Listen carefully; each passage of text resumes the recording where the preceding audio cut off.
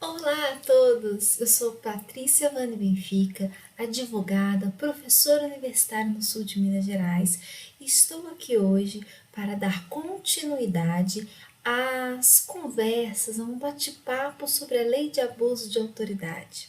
Na parte 1, que também está no meu canal, nós tratamos das disposições gerais, do tipo subjetivo, do sujeito ativo, da questão da PRD e das consequências dessa tipificação para as esferas cíveis e administrativas. Agora, nós precisamos trabalhar com os crimes em espécie contidos na lei de abuso de autoridade que não foram vetados ou que, se forem vetados, que teve o veto derrubado. Então, nós vamos trabalhar a partir do artigo 9º agora. E aí, fica então, vocês podem ver aí no slide, no meu Instagram, Pati_Benfica, meu e-mail, patriciabenfica@hotmail.com. Qualquer dúvida, pode entrar em contato comigo. E curta o vídeo, siga o canal para mais trabalhos, para mais considerações, para mais conversas sobre direito penal e direito civil. Vamos dar continuidade, então?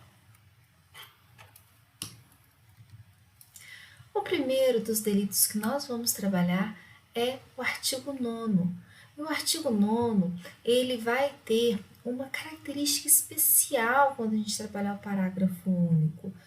Mas vamos primeiro no caput. Lembrando sempre que todos os crimes têm que ser lidos sob a ótica do microsistema da lei de abuso de autoridade, ou seja, todas as condutas são dolosas, além disso tem um fim especial, que está presente no artigo 1º, parágrafo 1º. Sem essa finalidade especial, não há o que se falar em crimes da lei de abuso de autoridade. O artigo 9º fala então, dispõe: decretar medida de privação de liberdade em manifesta desconformidade com as hipóteses legais. Aqui você tem qualquer autoridade que tenha competência para decretar a prisão. Pode ser prisão em flagrante, pode ser uma prisão temporária, pode ser uma prisão preventiva. Então você pode ter um policial dando voz de prisão em flagrante, como um juiz decretando a preventiva. E aqui estava numa situação materialmente não de prisão. Ou seja, não era uma situação de prisão. Não era uma situação de flagrante. Imagina-se, por exemplo, que o Zezinho, tadinho do Zezinho, cometeu um homicídio. 4, 5, 6 semanas depois, ele vai à delegacia e se entrega. Não existia mais perseguição, não foi no momento que estava sendo cometido, ou seja, aquela situação não era uma situação de flagrância. E mesmo assim, a autoridade policial, o delegado ali, porque não gostava do Zezinho, não foi com a cara ou porque era amigo da vítima, foi, ou seja, com um dolo específico, foi e deu a voz de prisão em flagrante. Então, ele decretou medida de privação de liberdade em manifesta desconformidade com as hipóteses legais.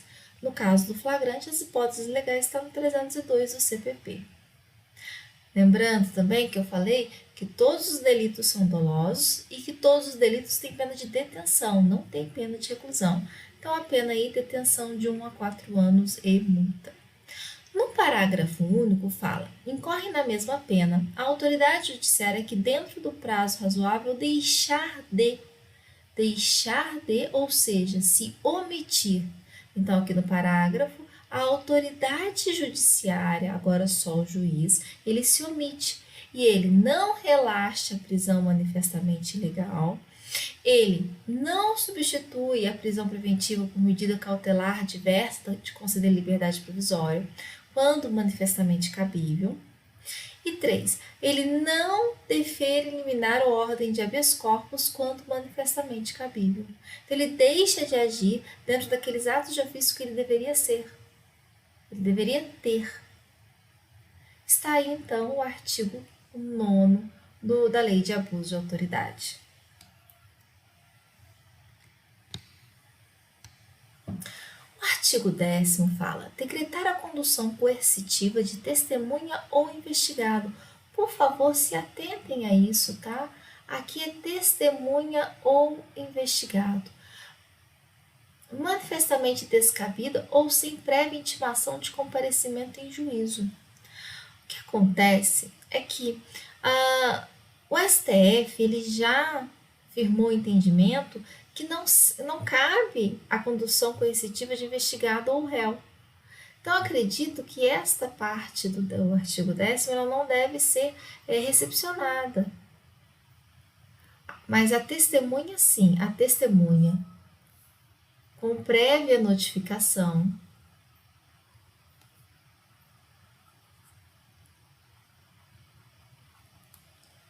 ela deixa de comparecer.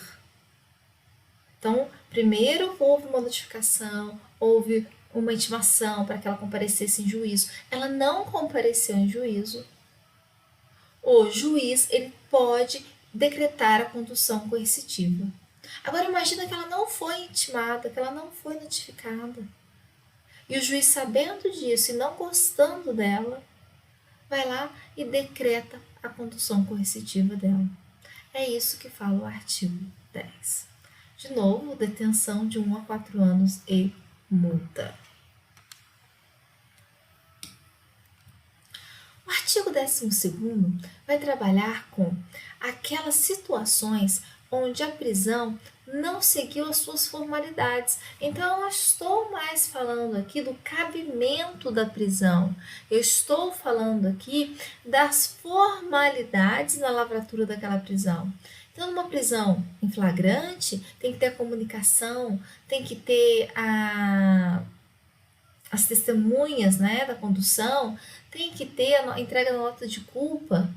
Se não for seguidas as formalidades, e só para lembrar, no caso de prisão em flagrante, as formalidades estão no 304 e no 306 do CPP.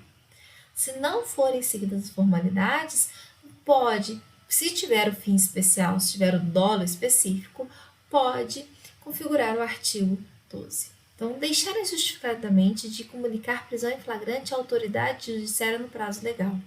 Detenção de 6 meses a 2 anos e multa. Então, aqui, pessoal, você teria uma IMPO, uma infração de menor potencial ofensivo.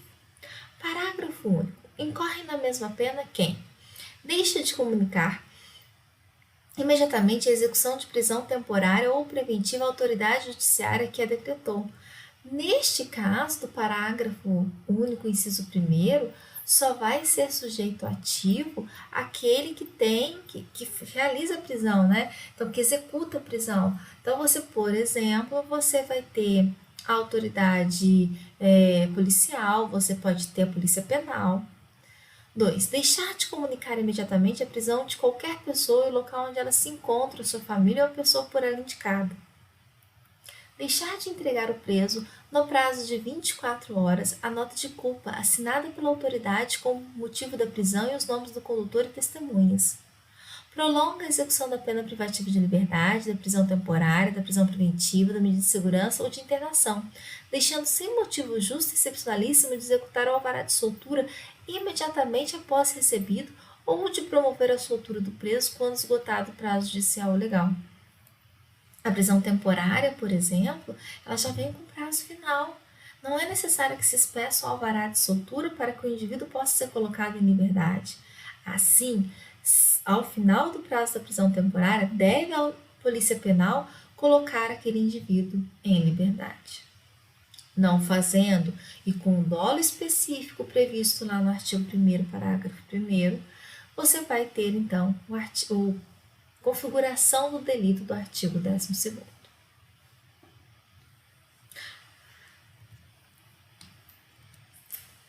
Constranger o preso ou detento mediante violência, grave ameaça ou redução de sua capacidade de resistência a 1.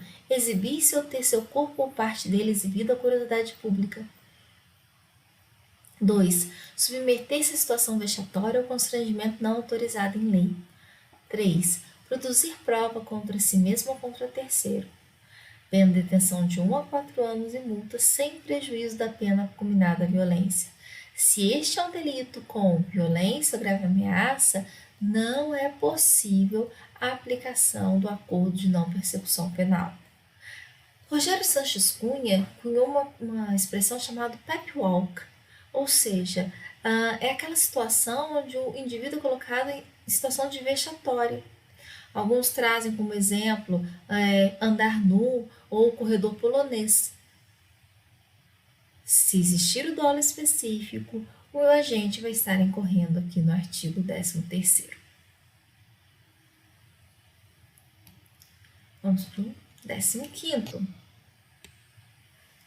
Constranger a depor sobre ameaça de prisão pessoa que, em razão da função, ministério, ofício ou profissão, deva guardar segredo ou resguardar sigilo. Pessoal, vocês precisam lembrar que o artigo 207 do CPP, ele trata das pessoas que são impedidas de depor. Por exemplo, um psicólogo, um padre, um advogado.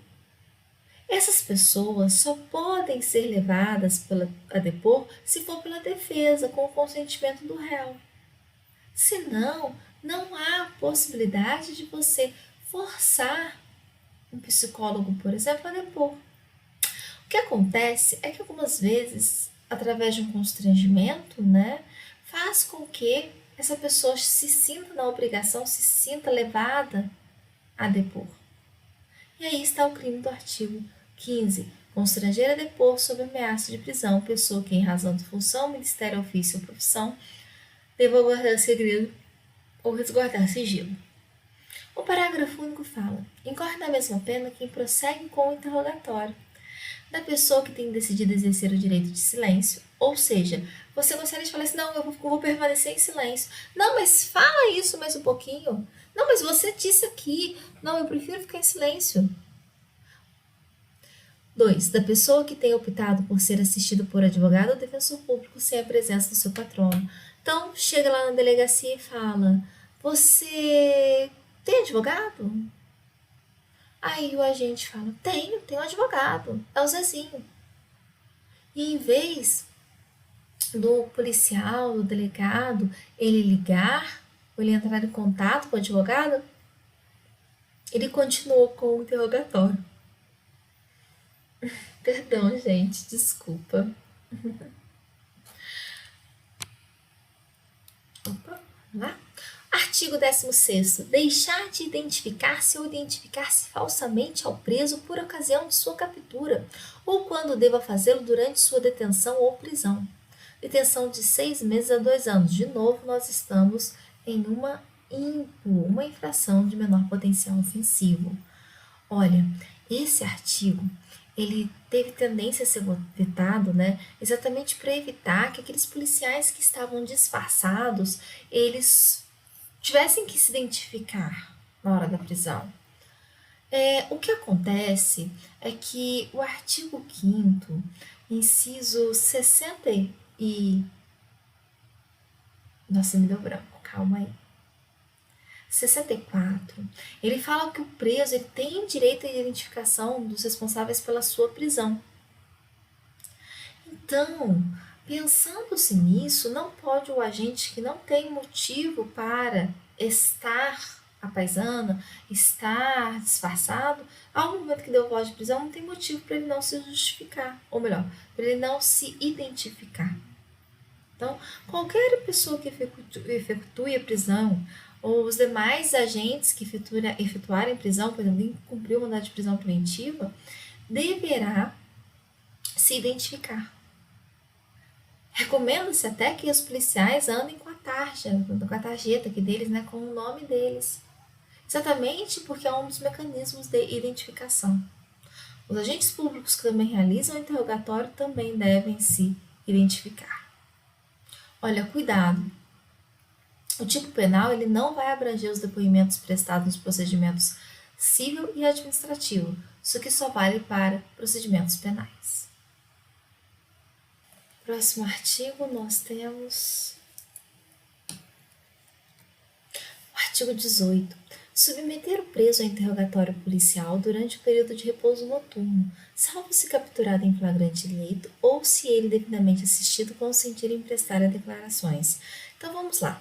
Primeiro, se o réu ele foi se interrogando, se a suposta vítima ela foi presa Em flagrante delito, não há essa incompatibilidade de fazer o interrogatório e o período de repouso noturno. Também não haverá se a pessoa se consentir. Se o interrogando consentir em ser ouvido naquele horário, não tem problema. Os demais casos vai poder configurar o artigo 18. E a grande questão aqui é exatamente repouso noturno. Para isso, nós vamos fazer uma analogia, ao meu ver, com o artigo 22 da Lei de Abuso de Autoridade. O que é o artigo 22 fala? Lá ele define que o repouso, o período noturno, ele vai das 21 horas até as 5 horas da manhã. Então, como a gente tem que ler a lei como um microsistema, temos que trazer aquele conceito de repouso noturno também para o artigo 18. Então, aqui, acredito que a gente não vai usar um critério do físico-astronômico, aurora ou crepúsculo. Nós vamos usar aqui o critério trazido pela própria Lei de Abuso de Autoridade, que é entre 21 horas e 5 da manhã é considerado repouso noturno.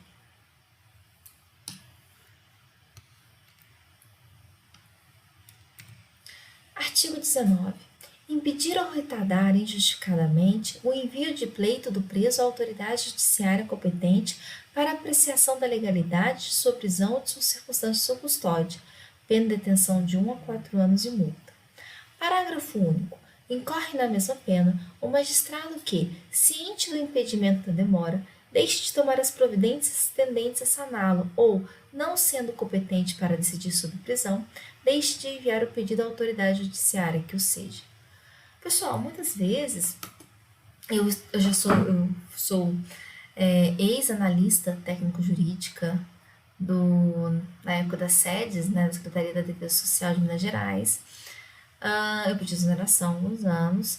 E quando eu trabalhava na unidade, eu trabalhava no setor penal. E às vezes os presos enviavam recados para que nós possamos passar esse recado para o judiciário. Então, a gente fazia um ofício em nome do diretor do estabelecimento prisional para o juiz da execução, para que ele tomasse as devidas providências, ou para o desconhecimento se fosse ainda um preso preventivo, que não tinha execução, que não tinha condenação. O que acontece é que quando esses agentes públicos recebem essas comunicações, é dever deles repassar. E aí, a conduta do artigo 19 fala em impedir ou retardar injustificadamente. Não enviou porque era 6 horas da tarde numa sexta-feira. Tudo bem, você tinha um justificativo. Agora, não enviou porque não quis. Porque não estava gostando do preso? Você vai ter, sim, o artigo 19. O parágrafo único é um crime só que o magistrado pode cometer. Incorre na mesma pena o magistrado que, ciente do impedimento da demora, deixe de tomar as providências tendentes a saná-lo, ou não sendo competente para decidir sobre prisão, deixe de enviar o pedido à autoridade judiciária que o seja. Então, você tem aí o artigo 19. Pode ser cometido, então, num cargo por delegado de polícia, polícia penal, não importa. O que importa é que o agente tem o dever de enviar o direito, o pleito, a solicitação do preso ao juiz competente. Artigo 20. Impedir sem justa causa a entrevista pessoal e reservada do preso com seu advogado. Detenção de 6 meses a 2 anos e multa. Parágrafo único. Incorre na mesma pena quem impede o preso, o réu solto ou investigado de entrevistar-se pessoal e reservadamente com seu advogado ou defensor, por prazo razoável, antes da audiência judicial, e dele sentar-se ao seu lado e com ele comunicar durante a audiência, salvo no curso de interrogatório ou no caso de audiência realizada por videoconferência. Então, para quem já assistiu o júri, sabe que às vezes atrasa um pouquinho para começar, porque o advogado está conversando com o réu. Principalmente quando é advogado ativo ou defensoria pública, onde não há um contato muito maior entre réu e advogado.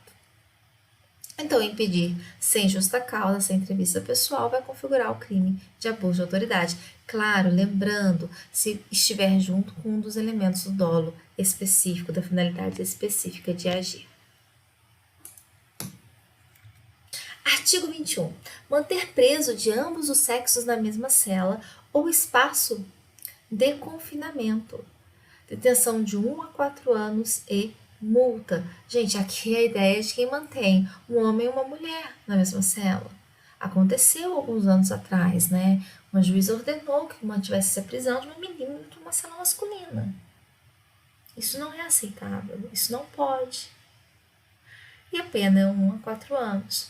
Parágrafo único. Incorre na mesma pena quem mantém na mesma cela criança ou adolescente na companhia de maior de idade ou em ambiente inadequado, observando o disposto na Lei 8.069, que é o ECA. Tivemos um caso em que a menina veio visitar o pai dentro da unidade prisional, numa visita social, e depois de alguns dias descobriu-se que essa menina estava na cela com outro preso, morando junto com outro preso. Bem, situações que acontecem na execução penal do Brasil, no sistema prisional brasileiro. Uma tragédia. Bem, eu vou fazer uma pausa agora, tá? Vou beber uma água e eu já volto com o vídeo, tá? Vai ser só um cortezinho, só uma pequena edição.